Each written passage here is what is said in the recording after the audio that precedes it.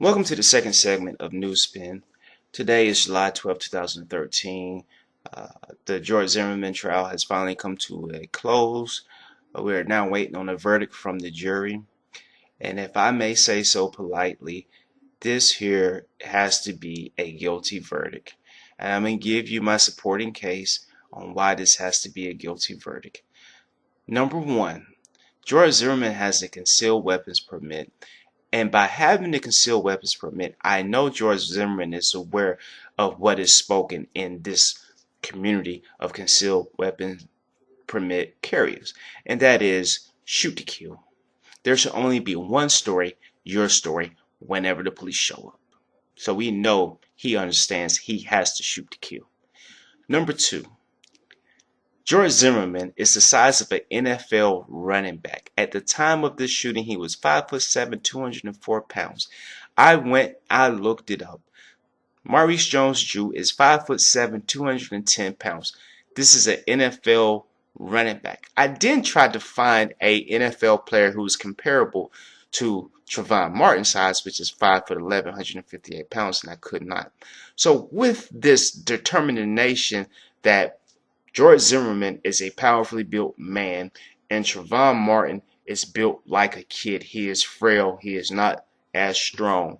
I found it hard to believe that this frail kid was able to bash someone's head around for so long and with so much force that made him feel as though made this NFL-sized running back believe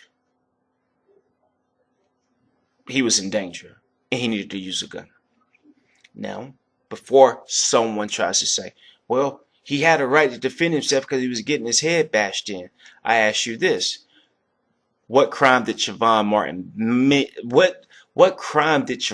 Martin commit by bashing in George Zimmerman's head? None. Trayvon Martin had a right to. Trayvon Martin feared great bodily injury, and he had a right to defend himself. And my last point that proves without a shadow of a doubt that George Zimmerman is guilty, I'm going to change the characters. And the funny thing about the law, no matter who the victim is and the murderer is, no matter who, your verdict must always be the same. So my verdict is guilty in this situation where it's a Hispanic killing a black male. I'm not going to say profiling. I don't think profiling existed in this, considering it was a hoodie. You would have to have Superman X-ray vision to determine a black person from a white person from a Mexican person in a hood. I don't know. Maybe he saw his hands or something. I don't know. But if you don't see the hands, what else do you see? I don't know. So I think he thought it was someone up to no good in his neighborhood, and the hoodie had some role in it. Wearing a hoodie, that's not committing a crime. That's not breaking the law. Okay? So throw that out. But if I change the characters and I say George Zimmerman is 5'7", 204 pounds, black guy, and I say Trayvon Martin is a 5'11", 158 pound white Caucasian female who's a volleyball player, and I give you the same scenario of this white female who's 5'11", 158 pounds, is walking home from the store. While walking home from the store on the phone with her boyfriend, she notices a 5'7", 204 pound man sitting in the truck following her. So she stops and she wants to make sure this guy isn't following her. So she stops and she's going to let him pass by. But he pulls up right beside where she was just so conveniently had to be standing, which is by the mailboxes we're talking about when they first entered into the neighborhood. So she walks a little bit further, and the black guy backs his car up, goes to a stop sign, which obviously would have the street name there, but in his haste, he doesn't realize that.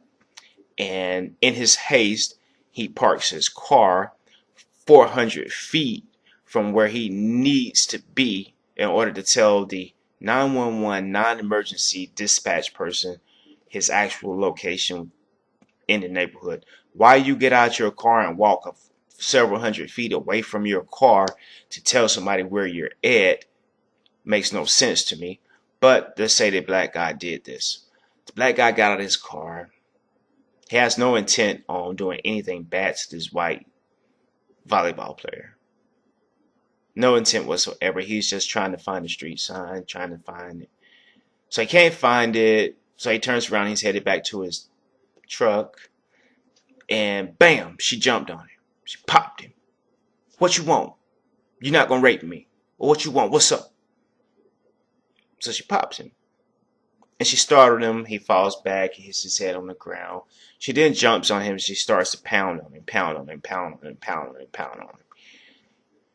So then he reaches for his gun because his gun became exposed. And he felt her reach for it. So she reached for his gun. She made it jump. Or she moved her hands towards his gun. So he gets the gun from her through using a wrist lock. And he shot her through the heart. Would this black man be guilty of murder? Or would it be self-defense? You had to ask yourself that question. Now, if you still come to the same conclusion that it's self-defense in this scenario, because really all we done was change the characters, and the law should apply and protect all equally.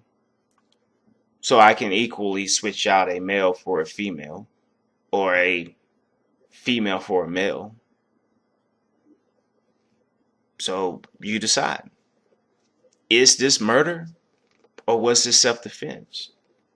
Now, with that question posed, and hopefully you come to a reasonable conclusion. I don't care if you say guilty or not guilty, to be honest with you. It's not going to sway me the way I look at it. I don't think what I'm telling you is going to sway the way you look at it, because in the end, that's not really what occurred. So you don't have any reason to sway. But you do. Because, see, that scenario hasn't happened yet, but it will. So once you set the standard of conduct for the state in pursuing charges, you have to apply it equally across the board. And if you decide not to apply it equally across the board, what you're going to get is a bunch of appeals and people getting off on murder anyway. Now, the state said in order to use deadly force or self-defense, one must feel threatened by great bodily harm. Does not have to incur a scratch or any type of injury. All they have to do is have fear of great bodily harm. Well, imagine this. What if police officers used the same tactic, and every time they responded to a 911 call of domestic violence, every time they pulled over someone on the interstate, they used the same concept? Oh, if I fear bodily harm, I can shoot them. Police officers be shooting everyday citizens every day then. And it will always be justifiable. Because no matter how you look at it, his job is very dangerous. No matter how you look at it, whenever a police officer is called, it is a volatile situation more times than not. It's a situation that he goes into blindly. It's a situation he has no clue who has what on them.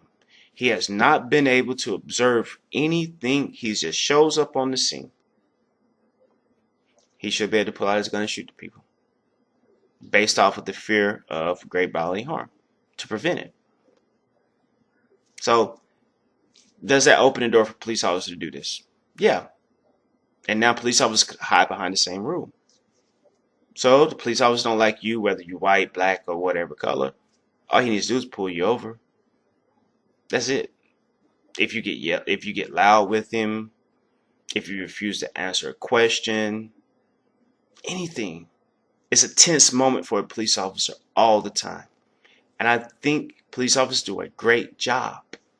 But if anyone can use a gun because he feared great bodily injury, now, you may be wanting to argue this, but you have to listen to the case.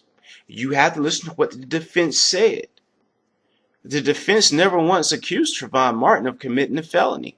They never once accused Trayvon Martin of committing a crime. They never once did it. What they said was Trayvon Martin was bashing in George Zimmerman's head, but they never said it was a crime. They pretty much agreed that Trayvon Martin had right to bash in George Zimmerman's head. But to them, to the defense, George Zimmerman didn't need his head bashed in to use self-defense.